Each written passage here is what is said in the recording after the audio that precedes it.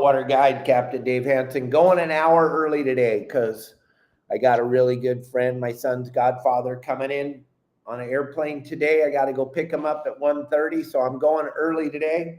But you can all watch this on your lunch break. Nobody should miss out. This Promar Ahi USA Tuesday. Without Promar being sponsor of the show, Kelly Girl and I could never do these shows 6 days a week without phenomenal sponsors. And we love Promar. We love all their products, and we love the owner and his family. And I want to thank him from the bottom of our heart for being a big, big sponsor of your Saltwater Guide for a very, very long time. So thank you, Ben, and thank you, Steve, and thank you, Hung family, for everything you do for us. We really appreciate you guys, and I hope you have a phenomenal holiday season, and we'll see you soon. So, gang, Promar offers 10% off on their products. Just because you're watching our show, you go to their website, PromarAhiUSA.com, put in the code YSWG and the number 22, and you're going to save on their products 10%. And that GT4 fluorocarbon, you want to check that out. It's a phenomenal product. You hear me and you hear myself, Al, Justin, Pablo talk about it all the time. I use it every time I go fishing. And you watch me. I open the pack up. I tie it on my line. You'll watch me tie my hook to the end of it, throw it out in the water, catch fish. If you're not seeing me catch fish, you're probably not paying it much attention. I put out 3 brand new videos every single day. We got a video right now just going absolutely bananas on Instagram. That kelp patty Dorado fishing, which was incredible a couple of years ago. I'm running that big Hatteras. If you haven't seen it yet, my deckhand Chase, myself, and the owner and his friends just having a ball, catching lots of Dorado. So go check that video out and go over to the Promar Ahi website and check out the GT4 fluorocarbon and all the other products. And I'll show you a little video as we move along with that net that everybody's talking about that's helping them load their boat up with the squid. Gang, we're going to talk a little bit about regulations today because they don't slow down. They just keep coming. They want every single thing that makes us smile and makes us happy. And I'm going to share my thoughts, and they're only my thoughts. And it's only from fishing for a living out in Southern California for 50 years. I only have my thoughts. My family, my father started in 1947. A lot of the people that are in my inner circle that I get to talk to on a daily basis all have been fishing for more than 50 years for a living, not one day a year for 15 years, once or twice a year on a long range trip. These are people that actually make their living out fishing. Our good friend Tommy Gomes, he's a great person to go to learn more and more about the industry and what's going on out on the water and all this control that they want to put over us. And so I'm tired of the process. I don't like the process. I'm not waiting for the process anymore. I'm telling you guys the honest to God truth. Probably going to offend people because that truth is something that offends a lot of people. People hate truth.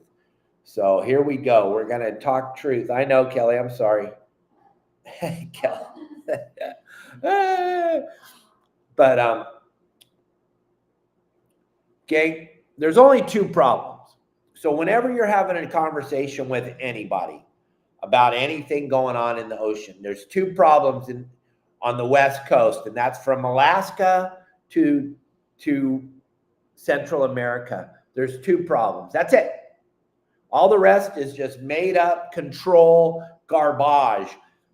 There's 2 problems. And until they address those 2 problems, I don't want to know about any of the other things they talk about on a daily basis. I don't want to know about any of the other crap because they won't address the 2 true problems. And until you address the 2 true problems, none of the other garbage that they talk about matters. Okay? Number 1, urban runoff, period. Urban runoff is a humongous problem that they don't want to talk about. It's easier to go after you and my grandkids for going out fishing and having a smile on our face. They don't want to talk about the urban runoff, which is just absolutely devastating to the ocean. Okay. And the other one is the California sea lion. That is it. Those are the only two real problems. All the other stuff is made for brainwashing, to take more and more and more away from you, so you end up not being able to fish for anything. The rockfish laws are absolutely ridiculous. They're done with no science, not even a little bit of science. When a volunteer from the Fish and Wildlife shows up with a clipboard and goes out on a sport boat and documents what the people catch, you can't get a true meaning of what's in the water there. That isn't true to definition. 90% of those people on a sport boat don't even know how to fish. All right? So you can't judge what's in the ocean by what they catch. And then these research trips that they send, let's say they grab 25 people and they put them on a boat and they're going to go look at an area. They take 25 people, maybe 4 of them have even half a clue of how to fish. The rest have no idea how to fish.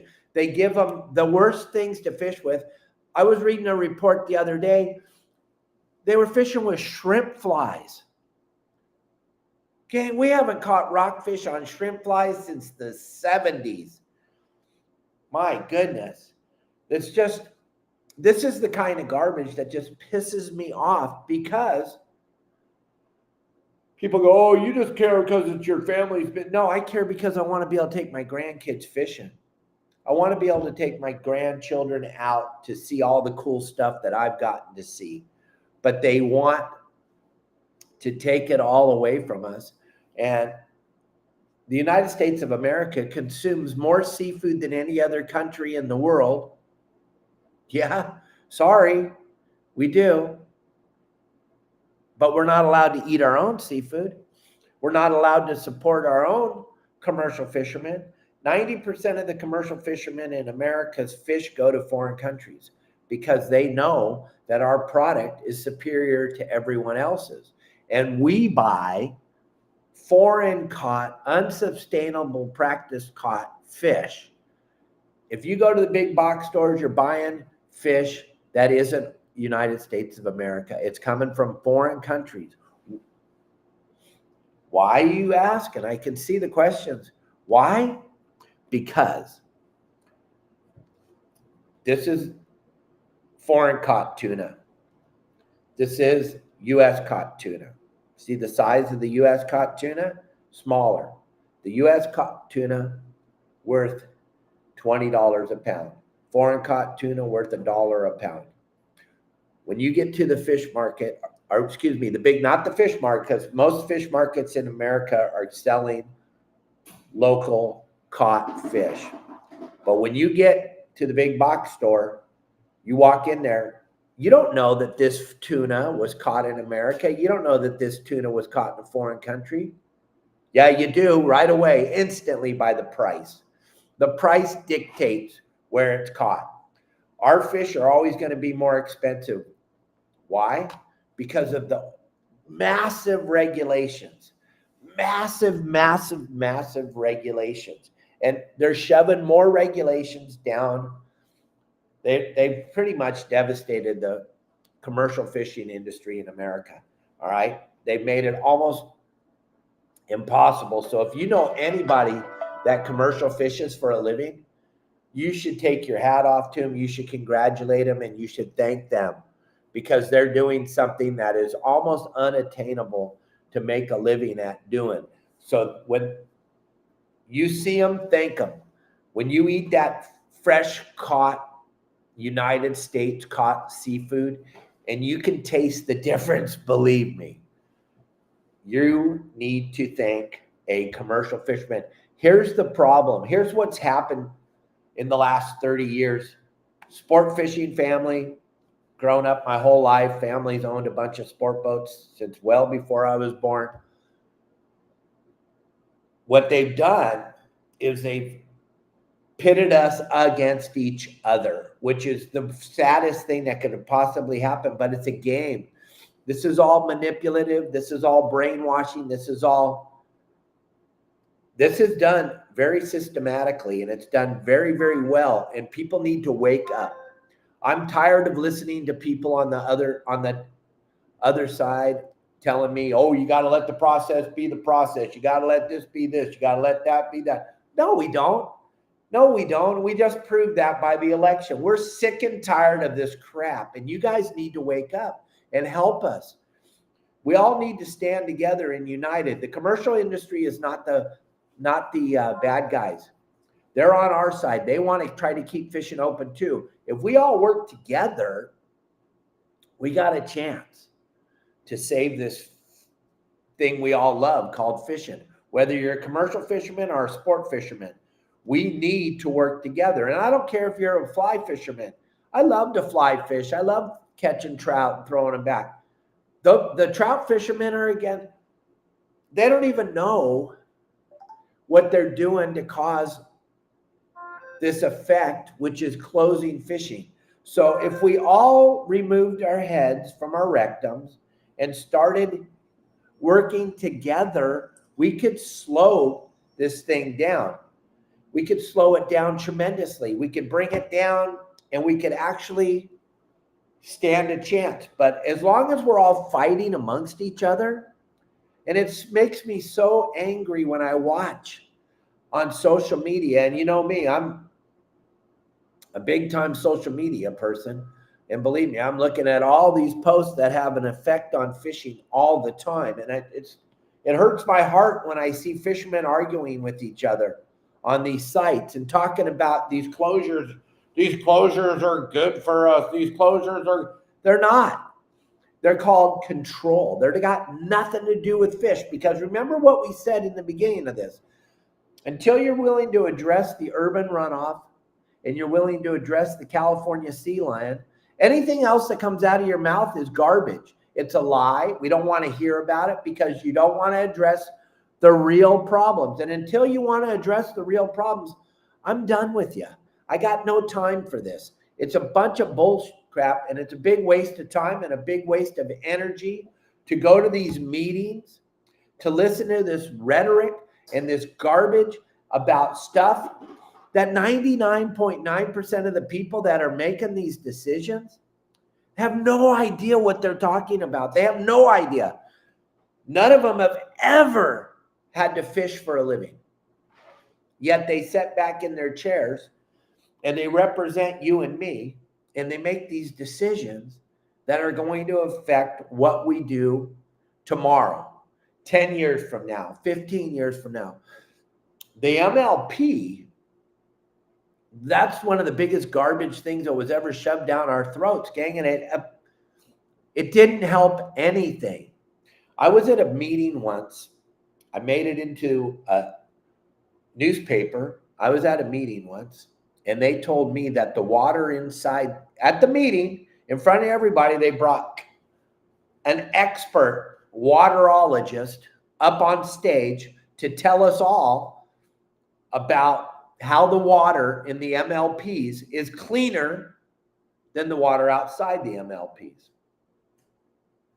Did you guys hear what I said? They said the water inside the MLP is cleaner than the water outside the MLP. The marine life protection areas that have been set up in the ocean, when they set these up, and you can go look at the maps, one thing that's missing that would make this absolutely impossible to happen is there's no walls. There's no walls stopping the movement of the water. And currents flow, wind blows, water moves in, water moves out, tide moves in, tide moves out. That's impossible for an area that you and I and my granddaughter can't go fishing in. Because we're not fishing there, it did not make the water cleaner. And this is just one example of the garbage that they try to feed you at these meetings.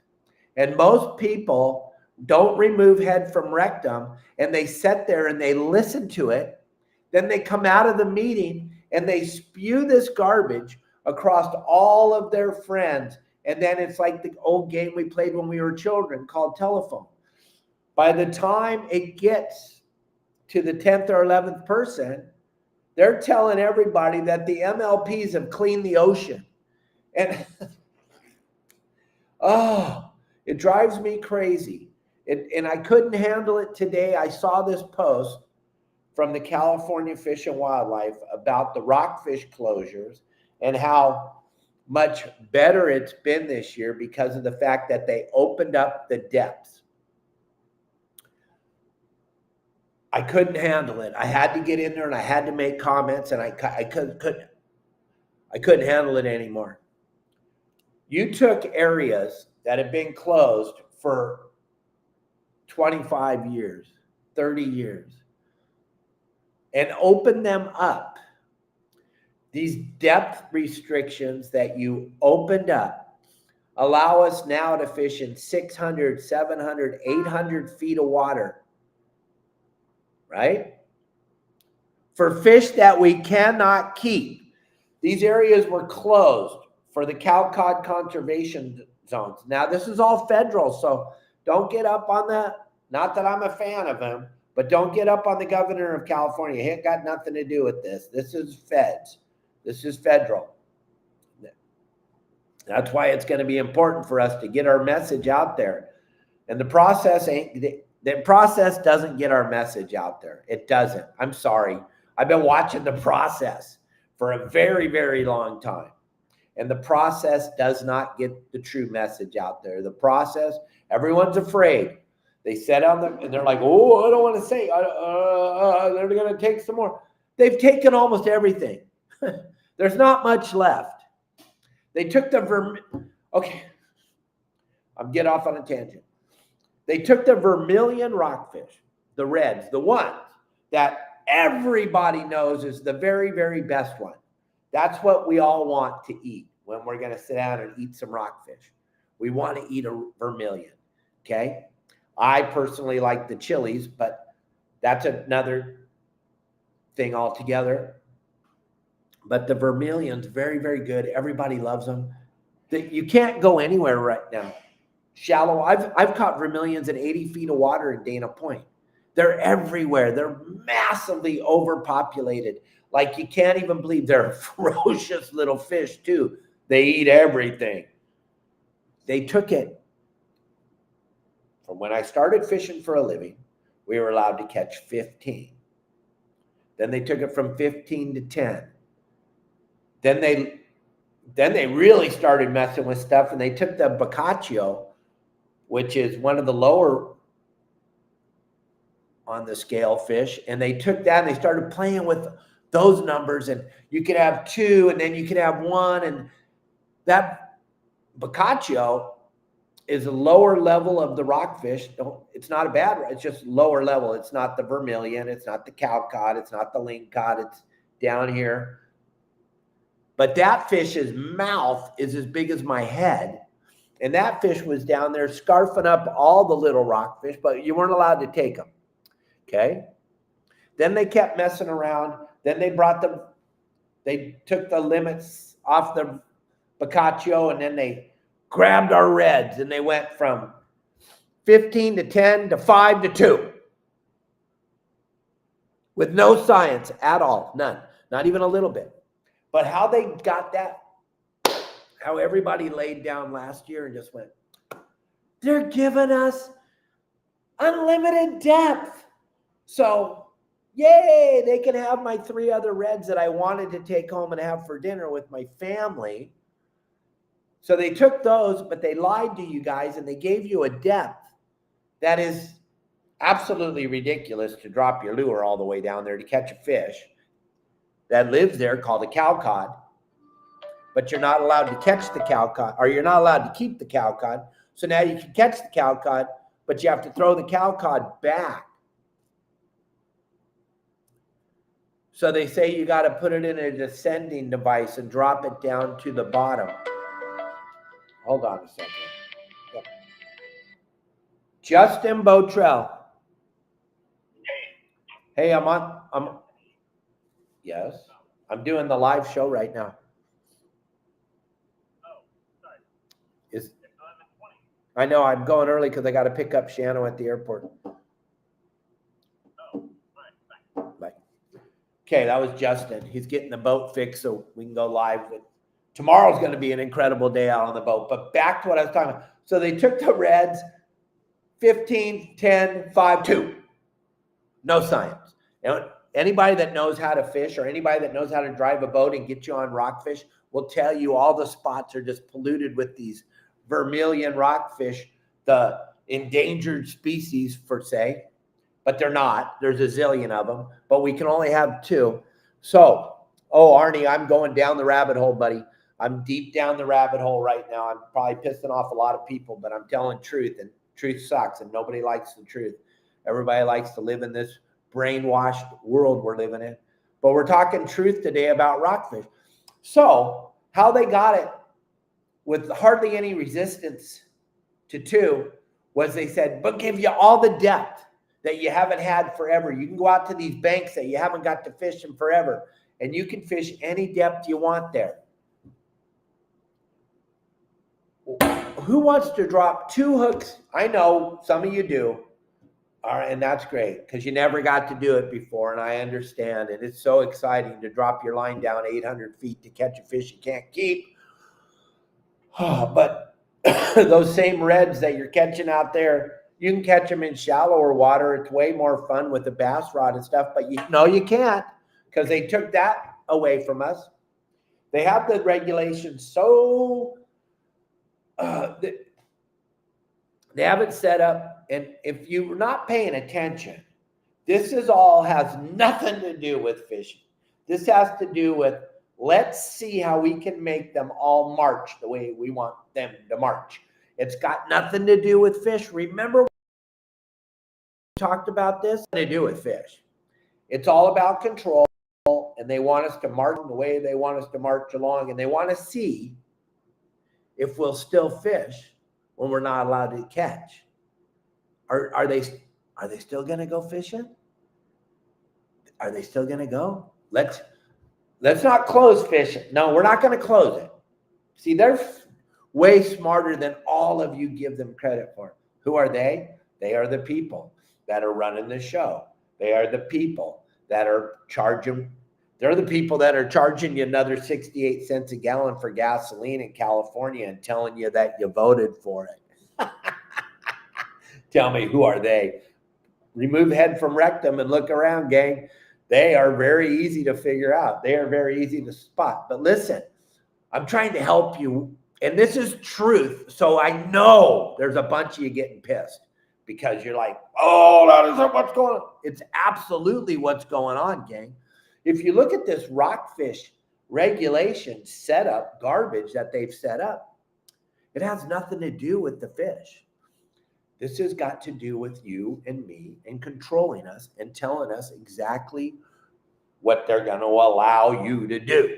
But it has nothing to do with the fish, because remember, if they cared about the fish, they would address urban runoff and California sea lions. But they don't. You don't even hear them talk about it. Nobody talks about the 2 real problems. Nobody. Okay? So, yeah, the reds taste phenomenal, Arnie, but boy, you're allowed to catch 2, and you can drop your line down 800 feet to catch those 2. Woohoo! We should be so excited. That's how they got you. I was kind of ringing the bell and yelling and screaming last year, and I got kind of called out by some of the people and told, oh, don't you be telling truth. And you don't know what you're talking about. Well, I guarantee you I spent way more days out on the water than any of the people in there making these decisions. I'll flat guarantee you that. And I've been in this industry since where I could understand what was going on, probably since 89. But I've started fishing with my family for a living since 74. I'm watching what's going on here, gang, and it's time for somebody to tell the truth. It is. And it sucks. But they're going to take more away from us next year, and they're going to take more away from us. And it's just absolutely ridiculous. And I know I'm going to really piss off some of the upper echelon people in some of these places, but I'm here to tell you exactly the truth. And you're going to have to wake up, because we're almost at the point where we're living in a world where we can't go fishing with the grandkids. And that's going to suck. And those of you that are fly fishermen, that are yelling and screaming at us, that are sport fishermen or are commercial fishermen that are feeding the giant gluttonous demand for seafood in America, and then you go after the commercial fishermen, you guys are out of your minds. We're all in this together. Fishing is fishing, period. Whether you're doing it for money or you're doing it for fun, it's fishing. And that's what we're about to lose. We're about to lose the ability to go fishing. And they're for no reason at all, but to just let you know that you are not in charge of your world anymore. And you've got to wake up, and you've got to look around, and you've got to pay attention to what they're trying to tell you. I've been in like 8 different conversations on this post from the California Fish and Wildlife with people that really should have no voice out there, that are voicing their opinion because their feelings got hurt because they didn't like you catching 5 fish when they only caught 1. So right away they're going to say, there's no fish. No, it's because they suck at fishing. So now, because they suck at fishing, they don't want you to fish. That's pretty lame. If you ask me, that's pretty damn lame. And these studies they do, they never call anybody I know. They never call any of the guys that fish for a living every day. They don't want us going on these quote unquote research trips with these scientists to go see what's going on. You know, I know one of my buddies who's probably one of the greatest rock fishermen in the world. He got to do some studies. He's the one that went out and took the biologists and all the people out fishing, and they went out and they caught more fish than everybody could even know. And right before my dad passed away, he said that the rockfish numbers had vastly outreached the numbers that they were hoping by the closures that they took away. They were like 30 years ahead of what they thought. And that was because they don't do any science. So when they're like, oh my gosh, there's more fish than we thought. Yeah, no kidding. Because you don't do any science and you don't look where they are. I know one captain that was involved in it. That's a real captain that actually did it for a living for more than 15 minutes. So when you take out a boat with a captain that's been doing this for 50 minutes, no one even knows him, and then you round up 20 people that just volunteered because they had nothing better to do, but they're not fishermen. If you really wanted to do some real honest to God scientific work on the fisheries, you would take fishermen that fish for a living. You would let us go. You would let us fish the way we fish, which actually works. And let us go show you all the fish that are there. But that's not how they do it. And so that's another reason why I know that none of this is real and none of this matters. And it's all just the process. And the process is headed for one thing: for us to not fish, period, end of story. They don't want you fishing because they believe in their hearts that you're hurting the fish. And they're taking all of this into account. They're taking it personally. They're not taking it scientifically. They're not looking at what is actually happening. Their heart hurts, so they're following with their hurt heart, which is ridiculous. But that's the policy that's being set up, gang. That is what is going on. We all need to pay more attention to what is going on. We need to voice our opinion. We can't wait for someone else to talk for us. Those days are gone. We did. We waited, and we let you talk for us. And it didn't, it got worse. So we need to be involved with CCA California. That's the only real voice we have at the table, gang. That's the only place that you get to really get in there and see the process and what's going on. I talk about CCA all the time on all my shows. We have nowhere else. And if you guys don't get involved and you're not helping the process, you're hindering it. And if you're getting on the internet as a fly fisherman and you're arguing with me, a sport fisherman, or you're arguing with one of the commercial fishermen, you are the problem. Period. There's no other. We cannot fight amongst each other anymore. We must get together. I'm sorry that you don't understand that. I'm sorry that you don't understand what is really going on. I'm sorry. I am, from the bottom of my heart. I am so sorry that you don't get it. That you're pissed at me right now, which is the farthest thing you should be. You should be pissed that you have fallen into the trap. You should be pissed at you, not me. I'm always telling the truth. I'm always trying to wake you guys up to get out there and pay more attention and get more involved. There's too much passion in the fishing industry. There's too many good people on this podcast every day that actually care about fishing. But I don't see you guys. Here's one guy really passionate about fishing. What's up? Hi, Al. Hey, Dave. What's happening, buddy? What do you think?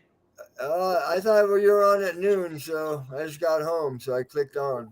I was going to be on at noon, but I got super pissed. No, I got to go pick up a good friend, my son's godfather, at the airport. He's flying in at 1:30, so that's 12:30 your guys' time, 1:30 my time. So it's hard to keep up with you, buddy. I got too much stuff going on, my man. I got way too much stuff going on. But we're talking about how they've been marching us down this aisle to go to where we're not going to be able to fish anymore. And you, Al, you always talk how cool it is to have Mexico right there in your backyard. And that is cool. That's a great thing. But this is the United States of America. We shouldn't be taking away our rights to fish in our waters in America. Al and the guys in San Diego, they celebrate the fact they get to go into a foreign country and fish for fish that are super abundant here, gang. Right. I mean, it's pretty sad, right, Al? That we got to go. Yeah, we shouldn't have to do that. And all the requirements to go down there is expensive. You know, when you're here, you just get a California fishing license and go fish.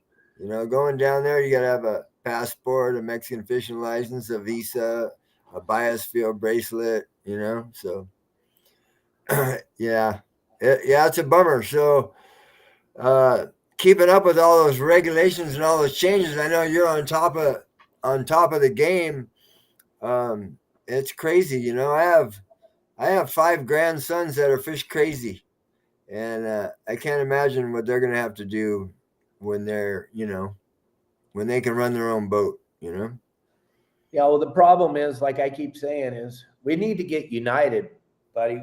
We need everybody that can hear us to understand that fishermen are not the problem. Commercial fishermen are not the problem. Fly fishermen are not the problem.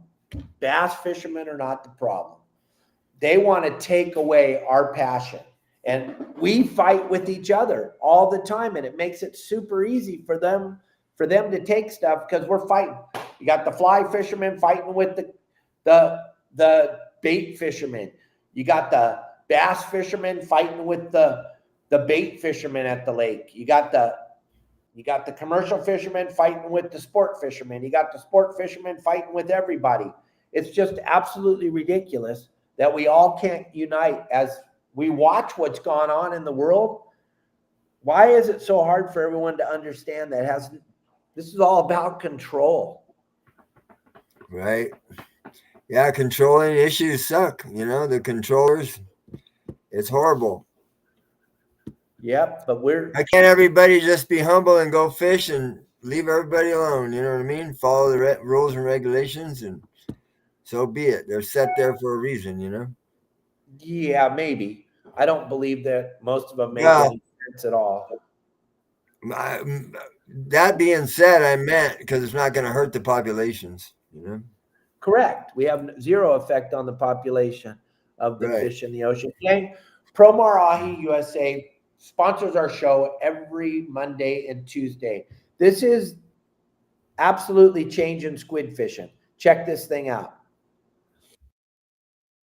edge. This is, you got to have this on your boat. With all the squid around right now, there's no reason to not have one of these on your boat. This is the monofilament bait hoop net from Promar. Watch this. Now, you can't get the squid to float, but we can see the white glow all around the boat. We can see it down there. We just can't get it up high enough for us to scoop it. So this monofilament bait hoop net absolutely revolutionized the squid fishing. I wish we had these 30, 40 years ago when I was doing this every day. Absolute game changer. You will not ever have to try to get it to float ever again. You just let that net sink down below where you're seeing it, and then you slowly pull it up through that giant volume of squid that won't float. And as you see the net come up to the surface, lo and behold, you'll have enough to fish with for the day. Go get your sea bass, yellowtail. There you go. And then if you want to fill your freezer, throw it in the water a couple more times. So check this net out right here, right now. With the big savings going on over at Promar right now for the Black Friday sale, you can't go wrong. Get a couple of these. You won't be. Yeah, that net's incredible. I'm going to throw the QR code up. You get 10% off. You go over to the website, put in the code YSWG and the number 22. You save 10% on that net. Get it shipped straight to your house, gang. And you got any of those over at your house? You got anything, Al? I don't have any of those. I've been trying to get my hands on one for months, but I do have a ghost shrimp pump. I don't know. Oh, yeah, you do have the new ghost shrimp pump, huh? So yeah, I'm going to be making a video this week in action. So this is the Promar ghost shrimp pump right here, all stainless steel, really killer, super strong handles. Hell yeah, that badass. The tip right here is really sharp, so it goes in the sand really nice, and it comes apart. So obviously Promar makes it so you're not going to have to replace these parts very often, but if you do, you can take it all apart and replace the grommets and stuff like that. And this thing is really killer. That's the exit air hole right there.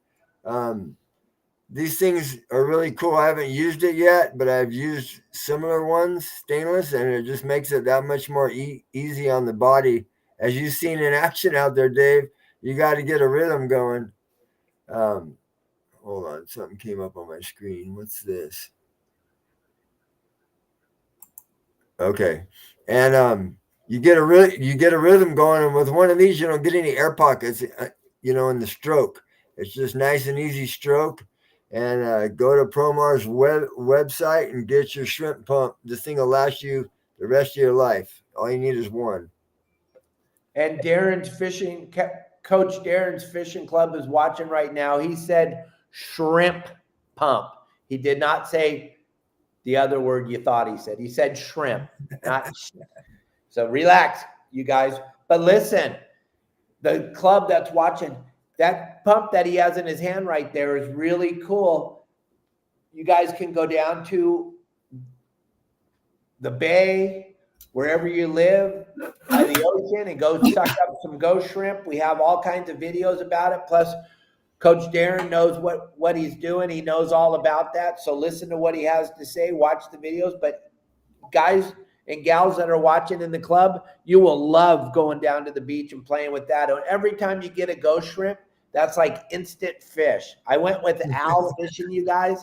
I was like a little kid with Captain Al, catching bait, running around on the beach, then going out on the boat and catching a bunch of fish that I'd never caught before. It was an absolute blast. And all this happened in San Diego. And I've been fishing for 50 plus years.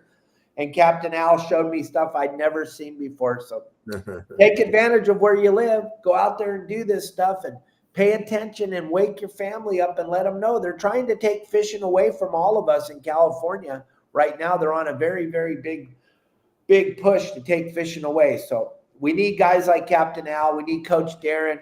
We need people trying to help the younger people learn how to fish, or the uneducated people that are out there helping these closures. We need to wake everybody up and get involved in keeping fishing open, right? Absolutely. Hey, I was just down at the bay. I took a cool little video, man. I went down and checked on the boat. And okay. glassy 74-degree weather, just like the middle of August down there. Glassy and beautiful. I don't know why. I don't know why my calendar's so so empty right now. You know, we're doing so the schedule is bay trips, lobster trips, half day local trips, down to the island 3/4 day trips, and the weather is beautiful, and we got plenty of availability, and the fish are biting, and the lobsters are crawling in San Diego Bay if you know where to go. Yeah, so Captain Al's back in full, ready to take you fishing. He sent me some really cool videos last week of everybody catching reds down there, catching fish, fishing in the bay. You're gonna have Bill Barney going out fishing with you in the next couple of days, right? Yeah, he's gonna come out. We're gonna make a few drifts. We don't have much time for that, but I'm taking him mainly hooping. Yeah, you're gonna go get him some lobsters to take back hopefully. to Colorado. That's the plan. But gang, I want you to understand, Captain Al's available right now where Justin doesn't have any trips available, but you got Captain Al. There's his QR code up on the screen right now. You can give him a call. Go ahead and give him your number. People are driving around the cars listening. We got to get you some trips, Al, so you can go out and show everybody how good the fishing is. Right. I thought the grandkids were out of school right now for Christmas break, but they're not. I was gonna go do like 4 or 5 days with those guys, but they're still in school. So some of you guys charter Al's boat. Go catch some fish. Beautiful. Tell everybody about your boat. It's a 36-foot tournament edition Riviera. Has top of line everything on it, loaded with every rod you need to know. And we do little 4-hour bay trips, 5-hour half-day trips outside the bay, 8-hour island trips, 6-hour lobster trips, whatever you want to do, I got you covered. And all you got to do is grab that QR code right there on the screen, take you right over to Al, get in there, get booking, call him on the telephone, give him your phone number, Big Al. It's 619-800-3474. Perfect. So, gang, if you want, I'm telling you, San Diego Bay, San Diego fishing, the Coronados, you're not going to go with anybody that knows any more about what's going on down there. You read a lot about the San Diego and the other boats fishing down there. They got a sonar. I don't want to go on a 6-pack boat. Doesn't have a sonar. Captain Al's got a sonar. He's got a CH500. Thing is absolutely deadly. The guy is really good with it. So if you're thinking about, I want to go on a boat with a sonar, every box you're thinking of checking, you're checking it with Al. Right. Yeah. It's the CH500. It's the newest one. It works great. But hey, down at the islands, the lingcod fishing and the reds fishing is off the hook. You know, obviously you have to have the good conditions throughout the day, but sometime in that 8-hour trip, all the conditions are going to be right. We went down there the other day and we had 6 or 7 reds over 5 pounds. Doesn't always happen like that, but they were biting good, really good. That sounds like a lot.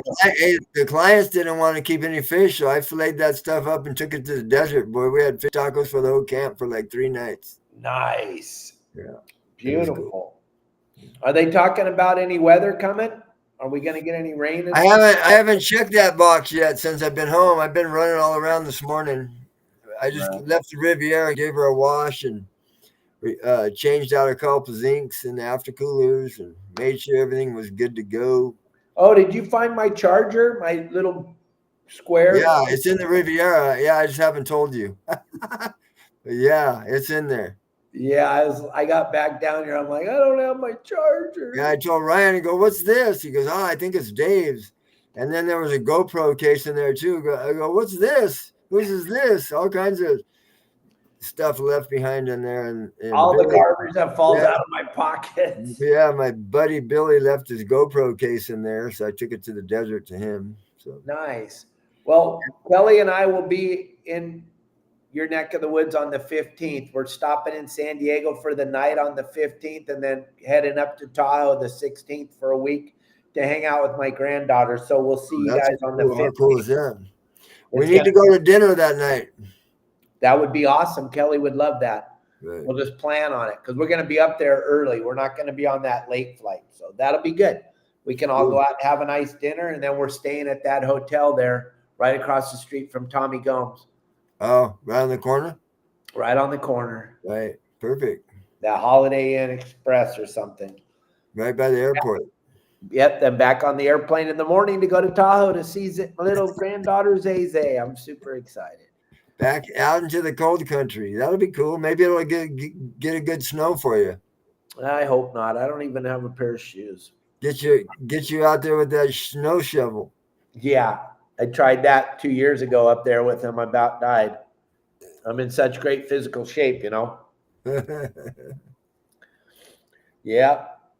You guys all need to know that Back Bay is pretty special. It is a magical place. You go back there with Captain Al, you have no idea what's going to bite your ghost shrimp when it hits the water.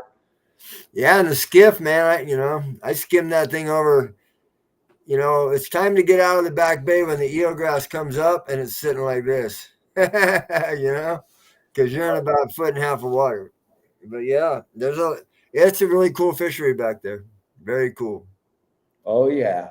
It's a great fishery. And going with Al's like going with he knows you don't even have to worry about nothing to sit down and relax. Al drives around that Back Bay. Jeanette, you can't. I know it'd be a nail biter for me too. Not Captain Al. He's just, we're going. Here's where we're going, and this is what we're doing. And we went, we did it, and it was pretty special.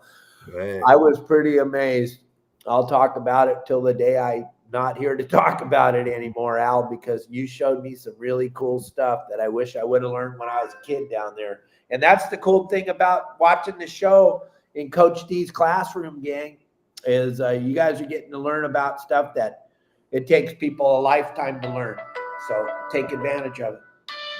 Hey, buddy. What are you doing? You couldn't possibly be here already? Oh, for goodness sakes. Oh, good. I was just about to leave to come pick you up.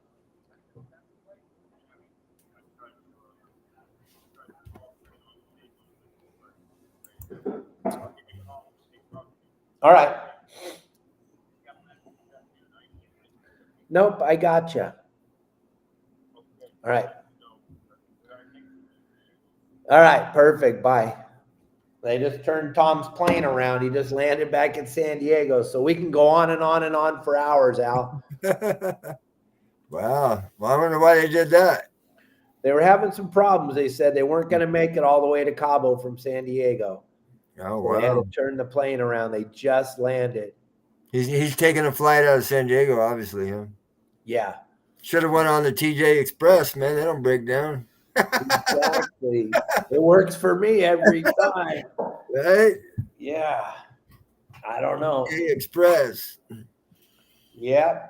So, yeah, Jeanette, the whole Back Bay thing is kind of different because of the shoals and the shallows and everything. So, yeah, it's kind of nail biter. That's why it's super important to have a guide with you when you go to new areas, new waters. You always want to have somebody that's been there before letting you know what's going on there, right, Al? Right. Tides everything back there, too. It depends what kind of boat you're in, but yeah, you got to know exactly what the tide's doing and when to weave and when to bob back there. Yeah, it would suck to get back to where you and I were and then the tide dropped and you didn't know it.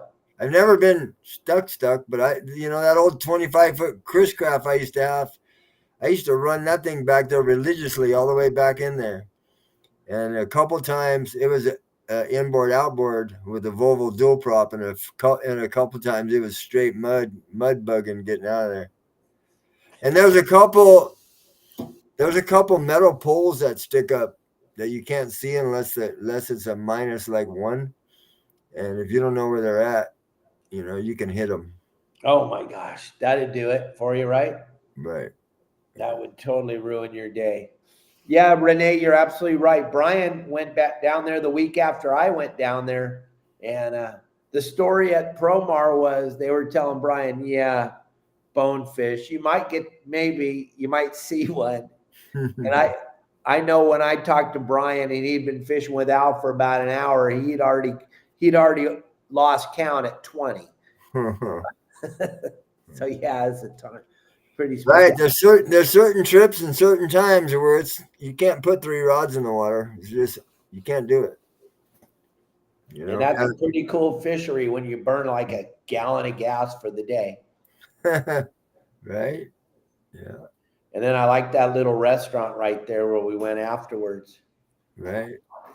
That was I'm surprised why there's not more people getting on it, especially the members, well. The best way to learn is go with me, or have Well, the me best. go with you. Well, the best way is to take Al with you on your boat. Gang, those of you that are listening to us right now that have your own private boat and you have not experienced the San Diego Bay thing, I would definitely say get on the boat. Just because it's wintertime, that doesn't mean anything. When I talked to Al, he told me this is the best time of the year because in the summertime, the water gets too damn hot. It gets so flipping hot back there in those shallow water. This is the time of year. Those fish don't leave. They don't go anywhere. They're not migrating in and out of that bay, gang. There's resident fish that live there year round. That's their house. And this is the best time of the year because the water's at that temperature where they're feeling kind of frisky and kind of hungry, and they're not all lethargic because the water's too damn hot. Maybe I'm wrong. That's my theory. Yeah, that's a great theory. It's nice and glassy back there right now too, just like a summer day. And nobody's back there. It's so crazy. Except for the turtles. Crazy. So let's say there's people listening that have boats, Al. What would be the biggest boat you would take in there? Go launch at that launch ramp. What, 25 feet? 20 feet? Yeah, it depends on what kind of 25-footer. If it's 25-foot with an outboard, no problem. You can get a 25-footer back there. You just can't stay back there till it gets super skinny, Zero tide, you can get a 25-footer back there. The tide at zero, minus 6 inches or so, and then you got to get out. But what we're talking about, gang, is fishing the back bay of San Diego, which is like an untapped fishery. The day I was there with Al, we saw 2 other boats. Neither one of them were anywhere near where we were going to fish and had no effect on what we were doing in any way, shape, or form. And the fishing, I'm telling you, it's like these fish have never been fished before. They eat every single thing that hits the water. So, yeah, it's wintertime. I understand. We don't want to go out on the ocean. It's too cold. We don't want to get beat up. This back bay thing, gang, if you have a boat 18 feet to 25 feet, give Captain Al a call. Don't go down there and try to figure it out on your own because you're going to get frustrated. You ain't going to catch anything. You're going to probably hit one of those pipes, rip your out drive, lower end off, and that'll be that. Just take one of your buddies, do it for Christmas, if you can't figure out what to do for your friends for Christmas, but you want to go show them something really bitchin', call Captain Al, sign up for a guide trip. He'll tell you, especially with what he's saying right now, he doesn't have anything going on. He can hand pick the tide days. When he gets busy, he can't hand pick the tide day. He's going to tell you, I got Thursday. That's all I got. Right now, he'll go, no, we'll go on next Tuesday because the tide or whatever. Here's why I'm telling you this. He told me while we were sitting just like this talking, he told me tomorrow, if you could do it, would be the best day. I booked my flight Kelly was booking the flight while I was talking to Al, and I was at his house that night, and we were fishing in the morning, and it was insane. So if you guys are looking for something special for somebody in your family, the guide thing is badass. Al is a licensed guide. He's going to teach you so much about the back bay, and then you're going to catch a bunch of bitchin' fish. How rad is that? Yeah, it doesn't get any better. Hey, Mark Lewis. And and even to top it off, I'll take you over with a ghost shrimper and we'll pump fresh ghost shrimp with our brand new Promar pump. And there's just something special about catching the bait and then catching fish on the bait you caught. It's like those of us that fly fish, tying a fly in our garage and then going out on the river and tricking that trout into eating it. Our Captain Al sitting in his garage pouring plastic lures and then go and catch a largemouth on it.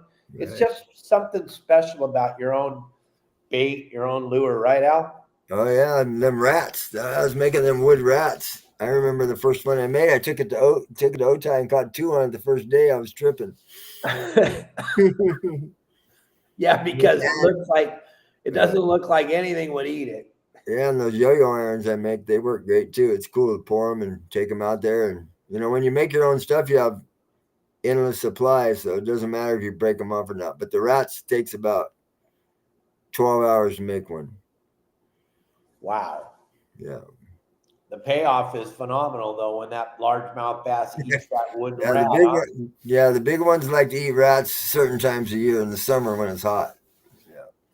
So there's a few people sending messages to me. What was Al's number again? Go ahead one more time, Al. It's 619-800-3474. And then what I'm going to do, gang, because I don't have to go pick my buddy up at the airport. That's why I went early today, but I don't have to pick him up. We're going to go. So if you guys have some questions you would like to ask Al or myself, anybody, any questions, you can either call us at 949-374-0786, or you can throw the question up as a text message, and we'll do our best to try to answer it for you. All I can tell you is I cannot see the Instagram messages. I can see the Facebook and YouTube. So if you want to call our number and have any questions at all you want to know, or if you just want to become a member of the website, we'll give you a free look for Christmas. You don't have to pay a penny. You can go look and see if it's really what all those haters are saying it is. Is it really? Is it really that? A new one I saw yesterday. How does Dave know what's going on? He lives in Cabo. That was a good one. I was laughing. I know more about what's going on than I guarantee you that 90% of the people that live in Dana Point. Yep. It's just because we fish every day for a living for so long, you start to figure out a pattern. And then you got good friends like Al and Justin and Pablo. It all starts to come together. Okay, right. Do you have any questions for Captain Al? Or me? Or anybody? Is anybody on here? Hey, has anybody tried to send stars today? Is it working yet? Because Facebook guarantees me it's working, even though no one could send stars yesterday. Check it out. See. And if you're following us on YouTube, thank you very much. Hit the subscribe button and the like button. Look at Jeanette. It's not that bad, Jeanette. You just got to pay attention to the tides. 3'6", 0 tide, you can pretty much go where you want. Well, I can anyway. Yeah, let's be honest. That place is kind of sketchy. It looks like there's plenty of water. Okay, thanks, Mike Lewis. Thanks, Bo. Thank you, Jeanette. That's crazy. Crazy talk. I don't understand why it's still not working. That doesn't make any sense. Well, what do you guys think about what we were talking about? What do you think?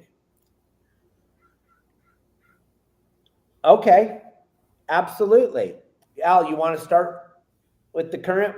No, the current means everything. So in the bay, just say in the bay, if current tide equals current in the bay. So if it's slack tide, all the bottom of the bay is just all the silt's just sitting there, just a blanket of silt. And all the ghost shrimp and worms and razorback clams are underneath there. So the fish are just sitting there lethargic. The tide starts to move. It starts moving that silt, and the bait fish get all bunched up, and the razorback clams, the ghost shrimp, and the sandworms and everything get exposed, and it's time to eat, right? So they eat while the tide's moving because everything's exposed, and they can ambush the bait fish when they're coming around the corner or whatever. And once it stops, everything else kind of mellows out and stops, And that's the reason. And the same with the inshore stuff, kelp bed, stuff like that, The currents are moving and the fish are ambushing around the corners and everything's getting pushed around and it's time to eat. That's my theory. And so Al's pretty much right along with my theory. But here's how I try to explain it to everybody. Most of us, as we were little kids, our grandpas or our dads took us fishing in the stream. And for a kid, fishing on the edge of the stream where the water's not moving and your bobber just sets, that's the easiest place to fish, but you don't catch any fish there.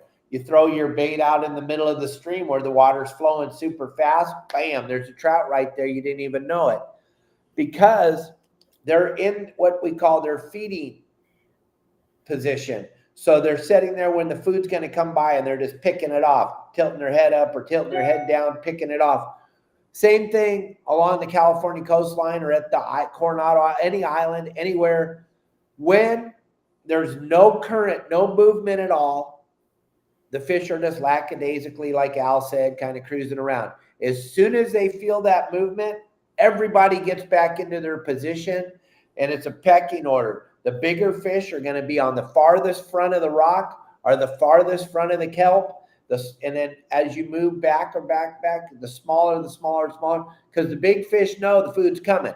So they move into position. As soon as the tide or the current stops, everybody goes back into relax mode. Everybody goes back into cruise mode. Everybody's kind of calmed down. And then all of a sudden they'll feel the current again, or they'll feel the tide. Tide is current in the bays. But out in the ocean, tide has nothing to do with current. In the bays, it's got everything to do with current. But in the ocean, it's a totally different animal. Right. And there's no way to look at your tide chart and go, oh, the tide's going to be moving at 4 o'clock this afternoon. So you can't run out to South Island and think that there's going to be a current, because there's not. Or there may be, but it could be going the opposite way that you thought it was going to go. So tide isn't current. Current isn't tide until you get into the bay. Once you get into the bay, then it's like Al said, your tide is your current. That's the only current you're going to have in the bay. Right. Right now we're having some king tides, I believe. I was down at the boat an hour ago and the tide was maxed out. I haven't looked at the tide charts, but yeah, we have some really high tides right now. Yeah, I thought Bill was talking about king tides this week or something. Yeah, it's king tide week. Yep. So that's why you have that super minus tide right now, or every day, Jeanette, where it makes the bay stink. That's crazy. Yeah, minus tide's a good time to go out and get those big old Pismo clams. And a lot of ghost shrimp, right? Yeah, I can't be too low, though. No? You don't want it. Oh, because then you're doing what you did that day, stepping in the mud up to your ankle. Those ghost shrimp are in a certain column, right? So if it's too high, they're not there. And if it's too low, they're not there. Okay.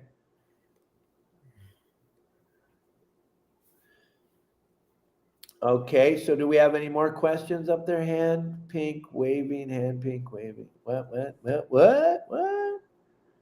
What do you got? So today, when the tide's coming back in, that would be a good time to fish, right? If the tide was totally tide's going out. You said it was as high as it could possibly be out. Yeah, it's going to be a screamer. So that's going to be that would be really good fishing. If any of you are sitting at home right now trying to figure out what to do this afternoon, give Captain Al a call. He's right here. He'll take you out for a guide trip this afternoon in that ripping tide. That would be spectacular. Right? Go catch Absolutely. Why not? It's a good day to go fishing. You said the weather's gorgeous up there right now? Oh, yeah. Yeah. Yesterday, I got home and it was, 4 knots of wind at my house yesterday afternoon. It's pretty much the same today.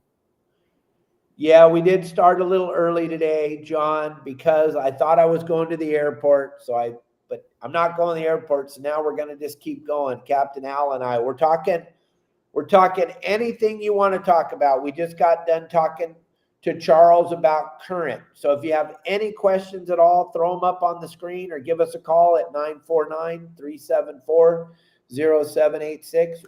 Al and I are here to answer your questions. Al would really like one of you to call him up right now and take him fishing this afternoon. That would be bad. That would be pretty spectacular. But while we're waiting for Winnie to call, Hey, give me a minute. I'm going to go grab some. yeah, grab it. So there's Al's beautiful studio. So, gang, what do you guys think about what we were talking about in the beginning of the show? Anybody got any comments on that? On what I was talking about? This whole closure, rockfish, blip, blip, blip, the whole thing? Pretty sad, pretty unbelievable. Did any of you go over there and look at that video I tell you that's going absolutely bananas now? When we started the show over on Instagram, that video had 8,000 views. Right now it has 12.1 thousand views. That's a lot of views in less than an hour. That's pretty dang good. The thing's going bananas. Everybody likes seeing that big kelp patty catching those Dorado. Hey, it's that time of year again for the old Promar squid skirts. These are glowing. Yeah. I can hold it down in the dark right here. I think you can see it. It's glowing. Yeah. But these things, I used them the other day at the islands and we smoked them. Put a little piece of squid on there. Promar squid skirts. And the rock cod releases. I don't have one in front of me, but they're both at the boat. But all that stuff's going to be coming into play now, David, with all that rock cod fishing going on in Mexico anyway, after they close it in California, I guess, huh? Right. Okay, so there's a bunch of questions coming in now, Al. There's a bunch of stuff. I'm sorry. Now, John Stanley, you're asking about leaving the shorts in the hoop net. Listen, I preached it for years. It's against the law. So on our live shows, we can't show you. But if you throw the shorts back in the net and throw the net back in the water, that can't be bad. Okay? Yeah, you're not supposed to do it, but really, I can't show you. But think about it, gang. Nothing attracts a crowd like a crowd. If Captain Al was driving down the road right now and there was 10 people standing on the corner looking at something up in the sky, Al would slow down and look out his window up to see what the hell they're looking at. Same thing with the hoop net, gang.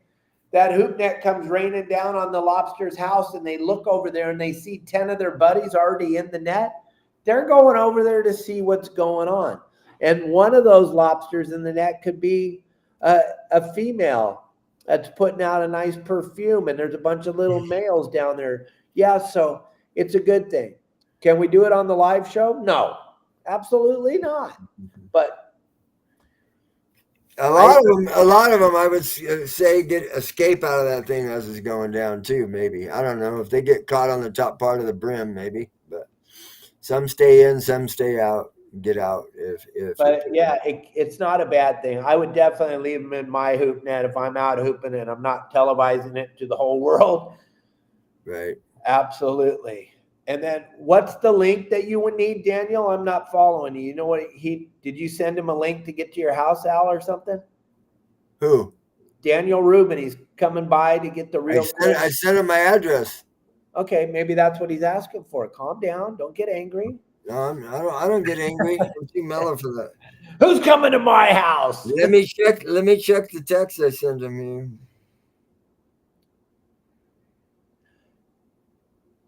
here. Absolutely, Charles. I've been talking about this for a couple of years. This 30 by 30 that's coming down the pipe here, the next thing, 30-30, it definitely is going to close 30% of the lakes and streams in California. And most trout fishermen and fly fishermen have no idea. They're going to wake up and they're going to go, I can't go to Crowley Lake anymore. No, you did. You showed up to no meetings. You brought nothing to the table. Yep, you're done. You don't get any of it anymore. Pretty crazy. Most people don't even know all this stuff's happening. Most people don't even pay attention. That's why CCA is so important for all of us to be a part of, and keep going back and looking on the website and checking out their weekly newsletters and making sure that you're staying informed so that you know what to talk about, so that you know what to share with your friends and family. All I'm trying to do is wake everybody up to start sharing what I'm talking about. to start to understand that all these closures are set up for one reason, to stop us from fishing, period, end of story. They want to make it so painful that you won't go, but they won't close it all the way, because that way they could say they didn't close it. Yeah, and I don't know about the notifications, Matt. Yeah, Dave Burris, I would love to talk about calicos at San Clemente Island. So I'm going to start with talking about that in a minute if I don't see any good questions. A lot of the dolphins you see in the surf line right now, those are there because there's a lot of grunion still running. Even though you can't catch them this time of year, there's grunion all over the beaches with the king tide. What do you see, Al? I'm just looking at the comments.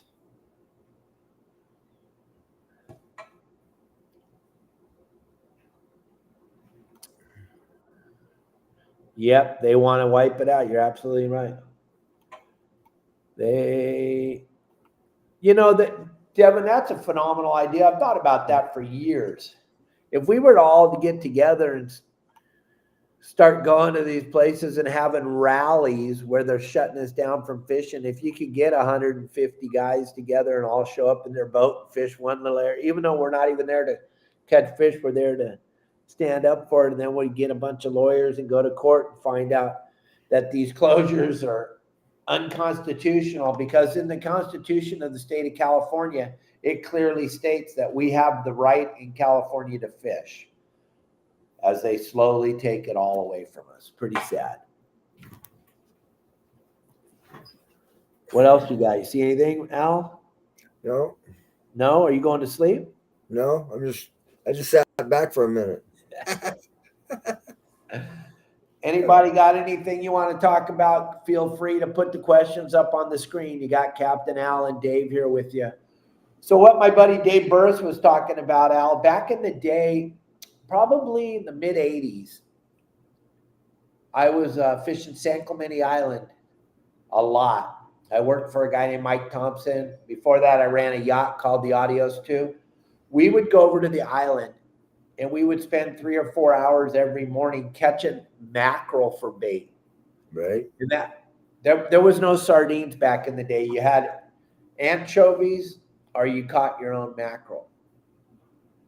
We would catch a bunch of mackerel, and then we would go fish on the beaches at San Clemente Island on the front side where it's flat, glassy, calm. And you drive up and down the island looking for eelgrass and boiler rocks. And then we would fly line the mackerel into those boiler rocks and catch 5 to 10, 12-pound calico bass all day long. And I would take 20 people at a time. They would charter the boat to come fish with me on the Seahorse, and we would do that day in and day out. It was an incredible fishery. People ask me all the time, why doesn't anybody do that now? You can't. It's impossible. People go, why? Well, you got an entity that we didn't have back in the day. You got the California sea lion. You cannot fish mackerel at San Clemente Island at any spot because the sea lions will eat every mackerel that hits the water. You're very welcome, Matt. Thank you for having him give me a call. So that's why that's a real bummer too, man. When are they going to start thinning out the sea lions, Big Dave?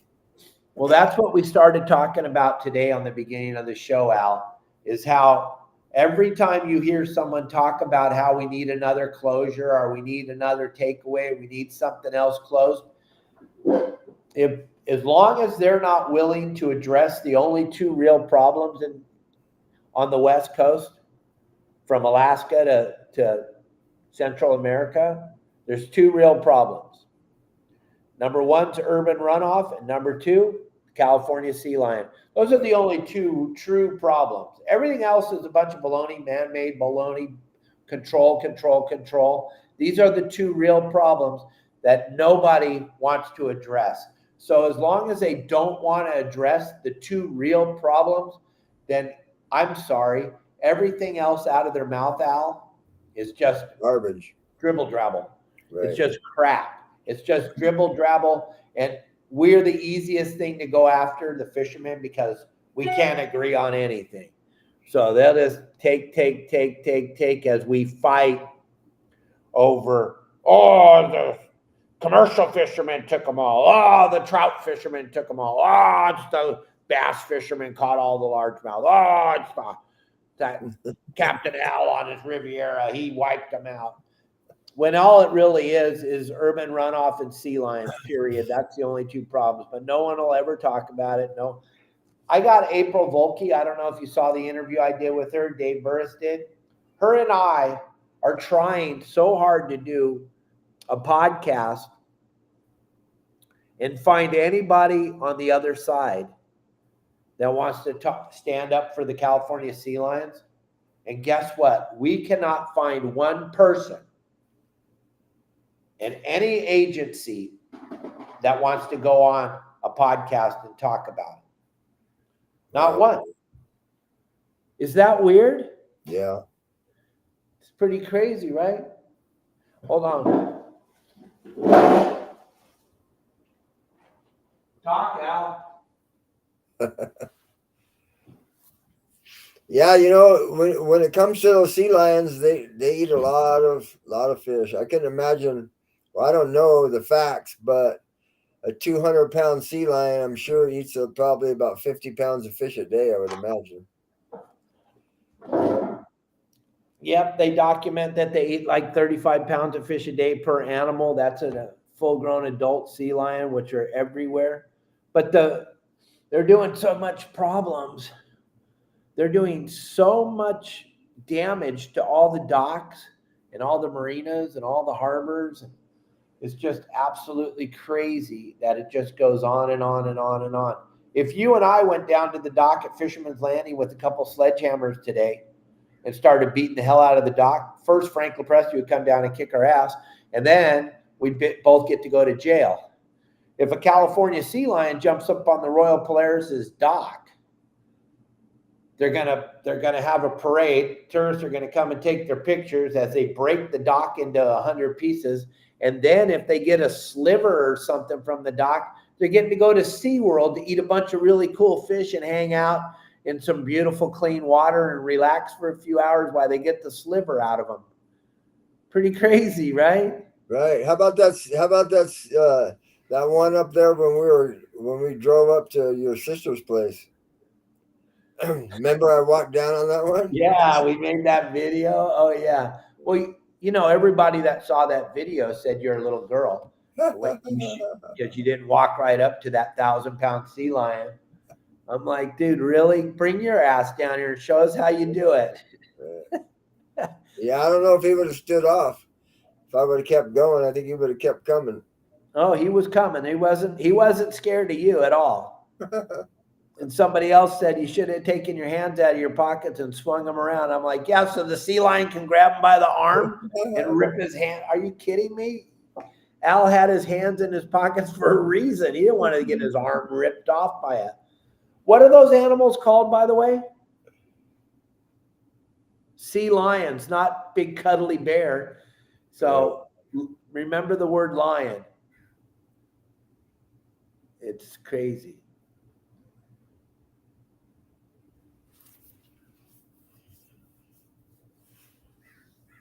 What's the typical protocol to get squid if other squid boats are around?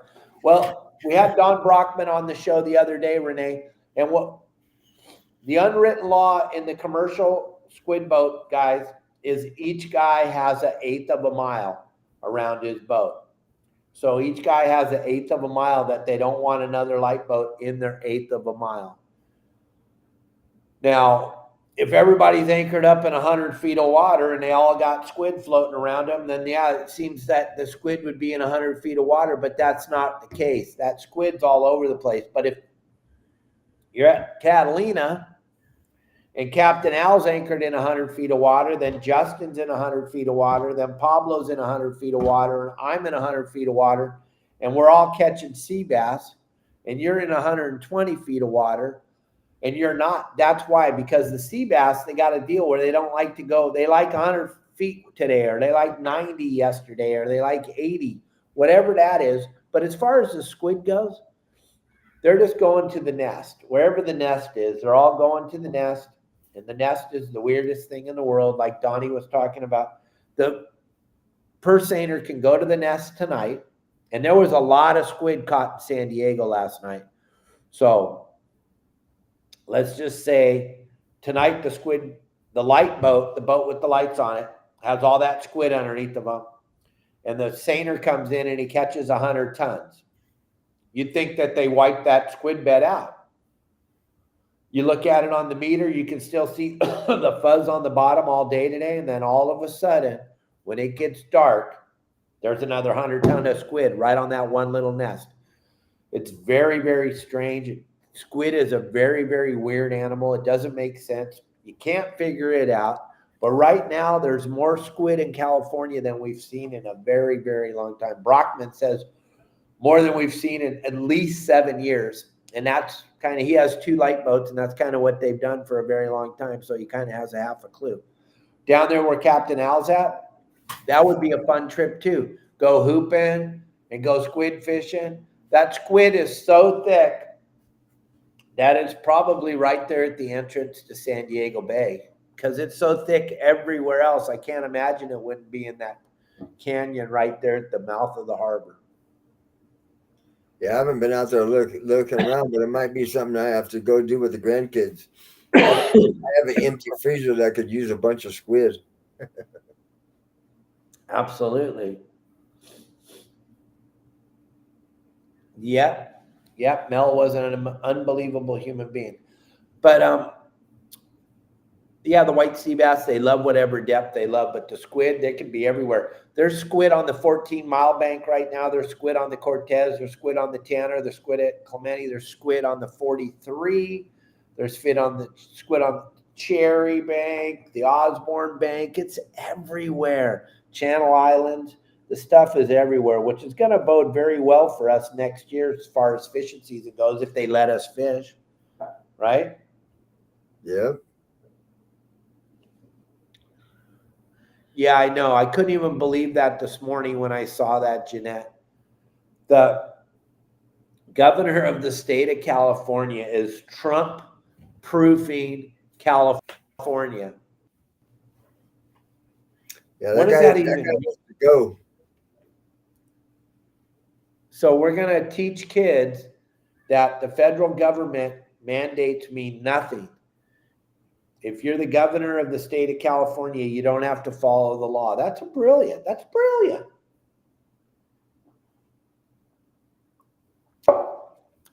That is brilliant.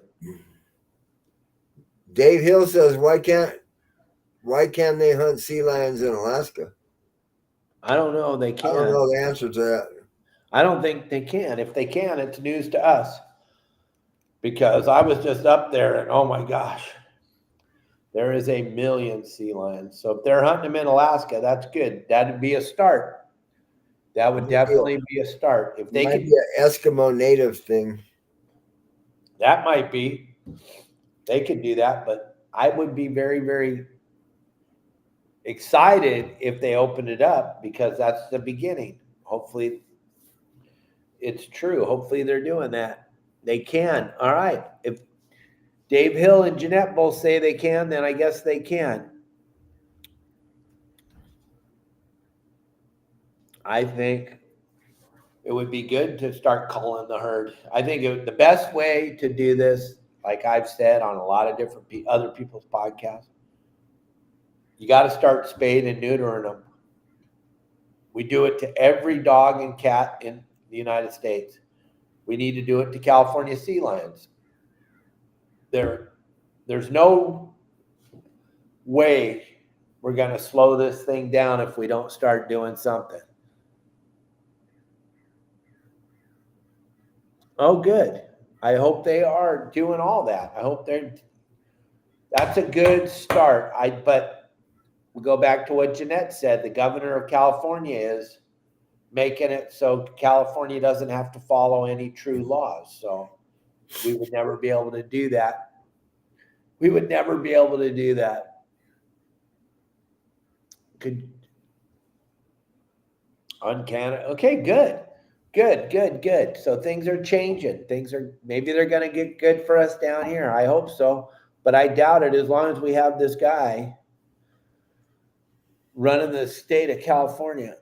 But then again, you guys voted for him and you guys voted for higher gas. That's crazy. I don't understand. Why would you do that, Al? Why did you vote for higher gas price? Hey, wasn't me. Jeanette, why did you vote for what? Which one of you voted for it? I saw it on the news this morning that the people of the state of California voted for higher gas prices. Right, that's crazy. It wasn't me. Which one? There's a bunch. What's crazy is when you look at, I don't know a whole lot about all this stuff, but when you look at the United States map of the colors, the reds and the blues, California is all blue still. So how can they be, how can there be so many Biden people around here?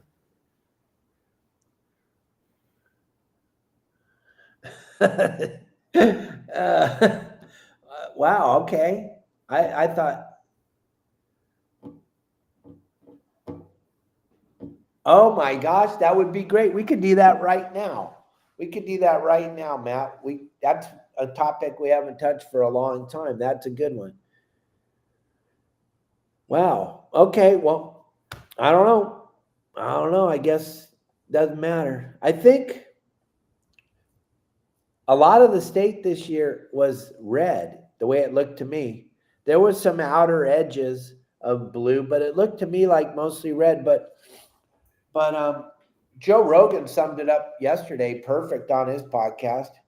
He said, you know what? Or no, not Joe. I'm sorry. Not Joe. Dana White.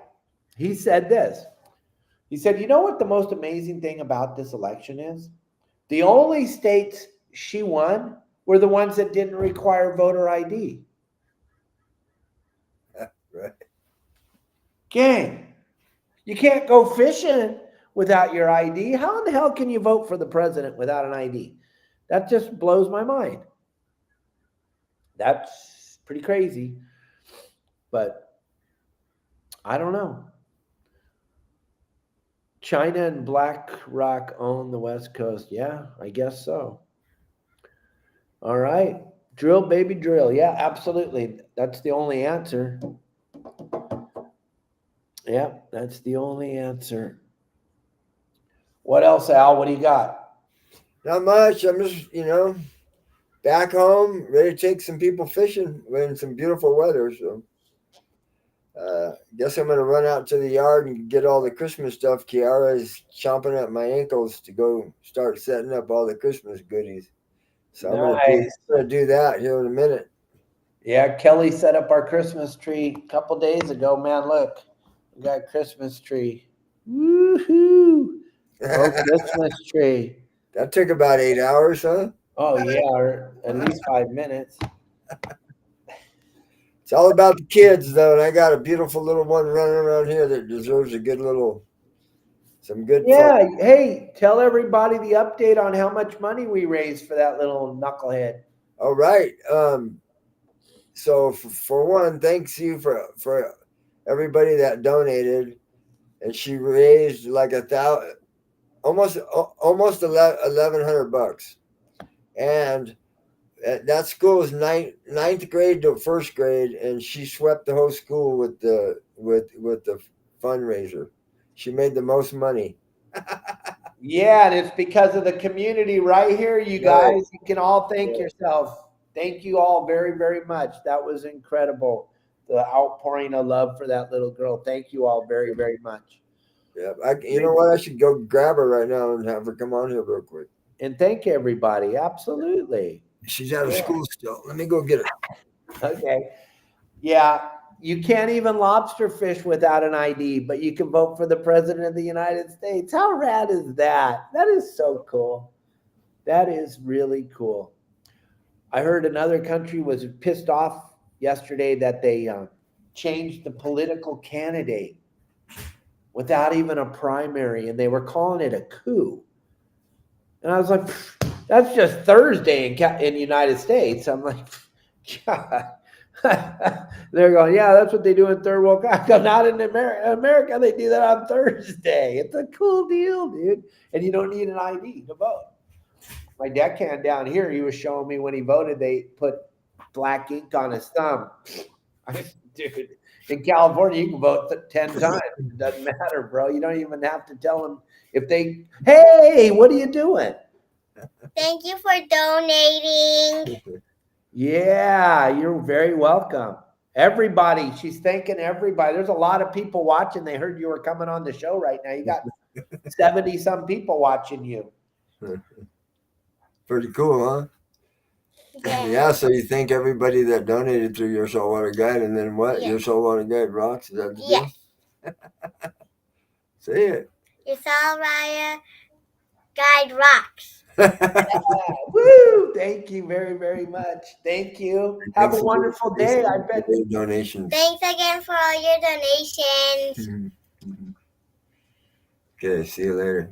All right, little one. See ya. Yeah, crazy that you guys reached down and did that. I can't even believe that amazing, wasn't it, Al? Yeah, that was really cool. Thank you all very much. Yeah, made her day or week. She was all over it. Yeah, pretty cool. Yeah, pretty cool. All right, you guys. Well, what else we got? Anybody got anything else? Steve, you're everywhere. How in the hell are you at Black's Beach? You were just in Long Beach. How do you get everywhere, Steve Duncan? Push the gas pedal. I guess so. You must be having to go kill some bugs down there, huh? Mm-hmm. Yeah, Donnie Brockman was saying there was a lot of squid down at Black's, and then I saw Tommy Gomes unloading squid this morning at Tunaville Market and Grocery, so I knew there had to be a volume down there if they're going into San Diego to unload. That's pretty cool because they want to get, you know why they didn't go all the way to Pedro's? Because they want to get right back out to that fish. And it's good for Tommy. And you guys can go and get some fresh dead, holy mackerel. That's right. Tommy may have some left over, gang. If you could get some of that squid that Tommy has right now, you don't have the opportunity to go out on your boat. You don't have the opportunity. Go over to Tunaville Market and Grocery and buy a few pounds right now and put it in your freezer. That stuff's like gold. We're trying, Devo, this Friday, it should be Paul Hebert from Wicked Tuna. Him and I have been talking today. He's just got in from a tuna trip. He's checking his schedule. He's going to try to be on Friday. If he doesn't make it on Friday, I'm sure Adam Cargill from the Castigo wants to be on the show. Marty from the light boat up off of Ventura, he wants to be on the show. So we're going to have a good guest. But right now, tentatively, Paul Hebert from Wicked Pissa and wickedtuna.com. How did Justin end up doing last night? He ended up with 19 legal lobsters. Just had that gnarly generator problem. So him and I, we got a mechanic down there this morning working on it. Hopefully this is going to fix that generator problem. We're not going to lose. And tomorrow's show is going to be incredible. I'll tell you what we're doing off screen now.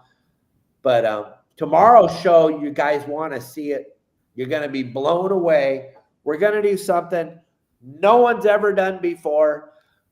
Your saltwater guide.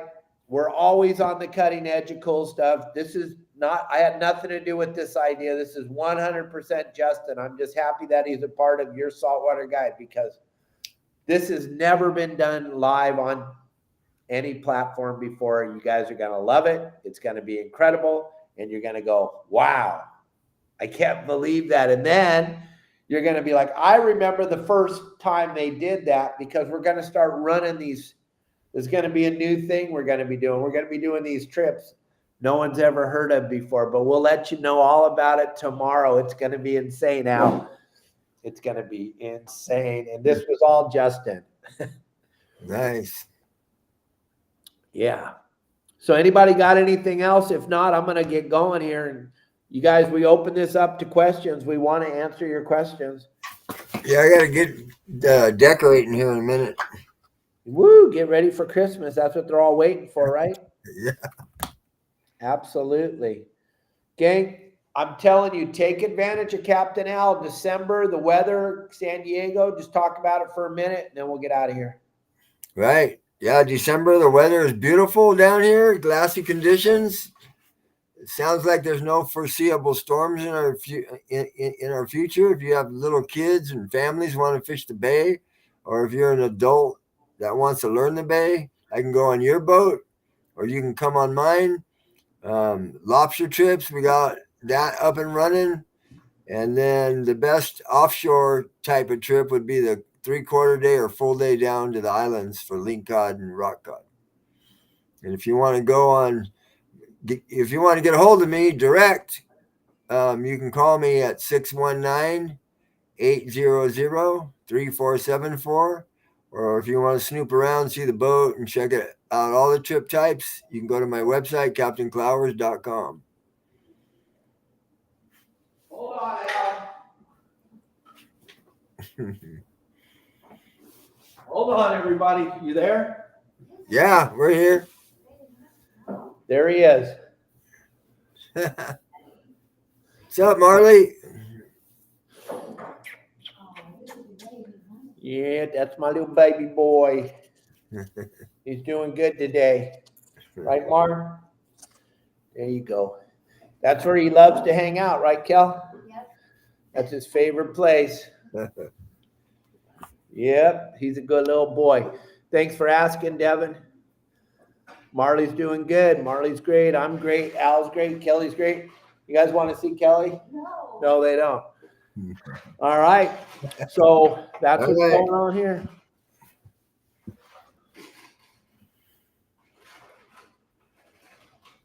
Why are the limits the same in Mexican? Why they're not? You can have 5 reds. You can have any size fish. There's no size limits in Mexico. So the limits are different. Limits are different. The bluefin limits are the same because that was a worldwide thing that was done, the 2 fish limit. So that was an international agreement. Right. For instance, like the Dorado down there count as you can have 2 Dorado and 3 yellowfin or whatever. They're totally different down there. And then, what was I just saying? Yeah, thank you. I'm glad we're not sick anymore either. The biggest lobster so far is 4 pounds wearing a Your Saltwater Guide shirt. It's super early in the season. Thank you though, Brent. Gang. And Brent, you are the best. I appreciate you bringing this up. Gang, you got to we're going to run this special throughout the whole year, the whole December.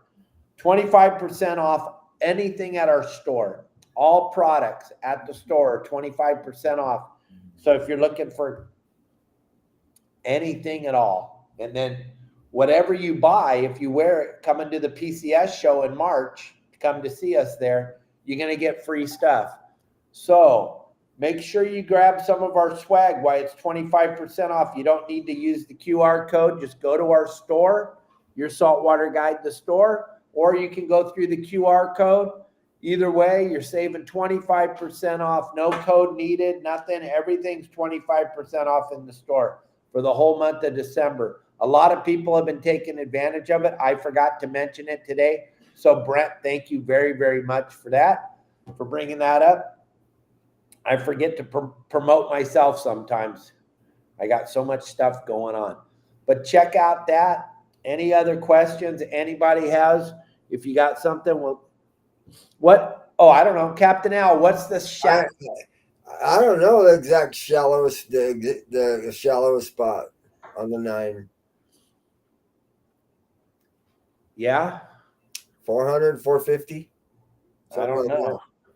I don't know nothing about the 9, so I don't know.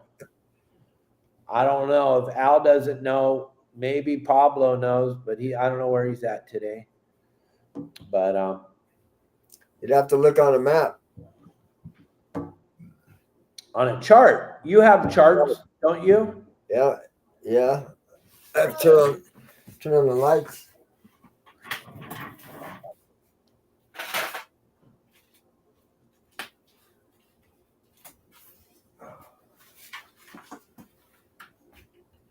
So Shano's plane had to turn around, huh? In the air and go back. They were going to crash. Huh? Yeah. But you couldn't come because of the rain. He hasn't called me back yet. They were just landing. They're going to deplane and get on another plane. He didn't tell me that either. No. No idea. You don't know. You never asked him. I don't have any idea what airline my friend flies on. If anybody's watching the show knows what airline Tom Shanahan flies on, please let us know. I'm just playing with you. Oh my goodness, Marley. We were fishing 475.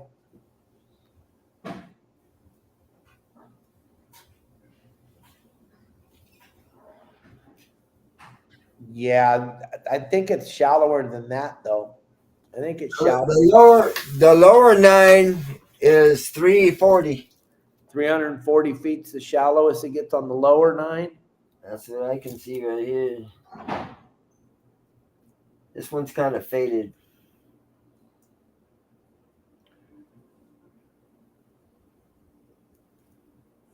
Yeah, 340. The upper 9's 500. 500. Yeah. Well, then you might have been fishing the shallow part of it if you were fishing 475. So, Tim, yes, the sea lions were almost wiped out totally back in 1966, 67, 68. Ralston, Purina and Company, the dog food companies of America, almost destroyed the population of the California sea lion. If you had a dog or a cat back in the 50s, I guarantee you were feeding it sea lion. And then in 1967, 68, Richard M. Nixon signed into law the Marine Mammal Act. And the Marine Mammal Act claimed that the numbers were so far down on the whales and the sea lions and the otters and all these different mammals that they put a moratorium on any type of harassment or hunting of any of these animals. And then here's the part where everyone just kind of glossed over, didn't even read this. Until the numbers are back to a sustainable level, then you can reintroduce the hunting and reintroduce the culling and reintroduce the management. But until it got to a sustainable number, but what it didn't say on there, what is a sustainable number? So they went with it, and now the numbers are bigger than they've ever been in the history of the world. It's just it's unsustainable numbers, but they don't want to talk about it. So there you go. Now it's a little bit of history on the California sea lion. And I don't know. I don't know what else we got. What do we got? Tim Ogilvy says last time he went to the 9, 600 feet. He said young man's game. It's a young man. It's an old man's game if you got one of them cool electric reels with a good battery. Yeah, like you see Justin and Jeanette and everybody using. Yeah, you got to get one of them, Timmy. The kids the other day were using mine, and they'd bait up and send it down and walk away from it, because I went out and we were fishing like 500-600 feet, looking for new spots, and it was so deep that they'd set it in neutral and just walk away for like 2, 3, 4 minutes, then go back over there. That's so crazy. But they're pretty cool. I mean, I have 6 of them, but I normally really haven't been using them in 300 feet. And the other day I started deploying those things, and you can move around when you're searching for new areas. With those electric reels, it's money because, you're not getting all worn out, and you can move spots fast, Yeah, it's a drop right there. That looks good. See what's going on, but with the electric reels, it works great. Yeah, I don't want to drop down 2 hooks 600 feet ever. Not by hand. I used to drop down 100 hooks in 600 feet of water. Right, and watch then you go watch the whole leader float. Yeah, all the way out on the horizon, you see cow cod forever. I had no desire to wind fish up 6'2". Really? No. 58's not old. Don't let the old man in. That's right, Tim Ogilvy. Don't be saying 58's old. No. God, that'd make me and Al like That's old. I'm old. make Al and I like grandpas. I can wear out most of the kids, especially on the water, you know. Yeah, that used to be my favorite thing in the morning when we're going to the spot to go fishing. And one of the kids would look at me and go, "I'm so tired." I go, "Last thing I ever want to hear you tell me is how tired you are, because you have no idea what tired is." Right. Yeah. And all they got to worry about is keeping the boat clean and unhooking fish. They don't even have to worry about where they're going or how they're going to catch the next fish. All they got to worry about is what bathroom to use.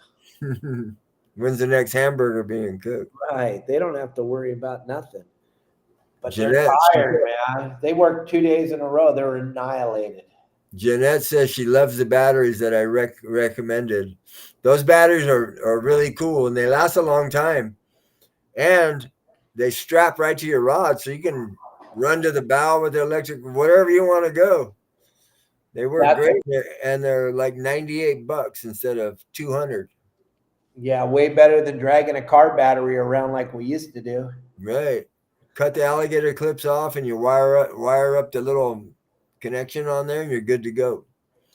No, normal, Jeanette, it's always going to be noon. Today I just had to pick a buddy up at the airport, and then the plane ended up turning around and going back to San Diego. They couldn't pull off a 2-hour flight. That's a long way, so they had to go back. So I did. Anyway, I'm gonna jump off, Dave. Yep, I hear you. I appreciate everybody on here and what you do for us, and I'll be looking forward to you on next Monday, I guess. You got it, Captain Al. Let's get you off the dock this week. Little Marley's having a good time laying on my shoulder right there. Thanks, Al. Thanks, everybody. Have a great day. Turn off the news. Yeah, the new pen Fathom looks pretty cool, that electric. Yeah, Penn Fathom. I was talking to Penn because I'm on the Pure Fishing Select Angler, and I'm like, hey, man, what's up? I need 5 of those. And they sent me back a big old email stating that they're not going to put them on the Penn Fishing discount thing and blah, blah, blah, blah, blah, which really sucks. So unless you know somebody that's really high end on the Penn Fishing team, you're going to have to pay retail right now. So I won't be having any because I don't pay retail for nothing. And what are you talking about, Tim? When did they stop? 1968 is when they stopped killing. All right, I'm out, guys. See ya. Bye, Al. All right, see ya. All right. So, hey, Cubby, Kevin, Cubby, Paul. Look, Marley's hanging out on the show today. Marley's hanging out. Anybody got anything else? We're going to wrap this show up. I want to thank y'all. I'll see you tomorrow with Captain Bill Barney. He's our fishing guru, dude. And then he's going fishing with Captain Al this week. Anybody got any more questions? If not, hit the like button, the subscribe button, follow us. Check out all my clothing. Go over to Promar's website. Check out all the great things they have over there. You save 10% using the QR code. Using the code YSWG and the number 22. There is, let me see here. There you go. That'll take you straight over to the Promar site. You can check out all the great products over there, the nets, the landing nets, the squid brails, everything that you need, lobster fishing or whatever. Thank you all for watching the show today. Thanks for everything you do for us. Thanks for always being there. Thanks for following along on these little videos I post every day. We're getting so many views. It's just crazy. We just can't even believe it. All right, gang. Talk to you. See ya.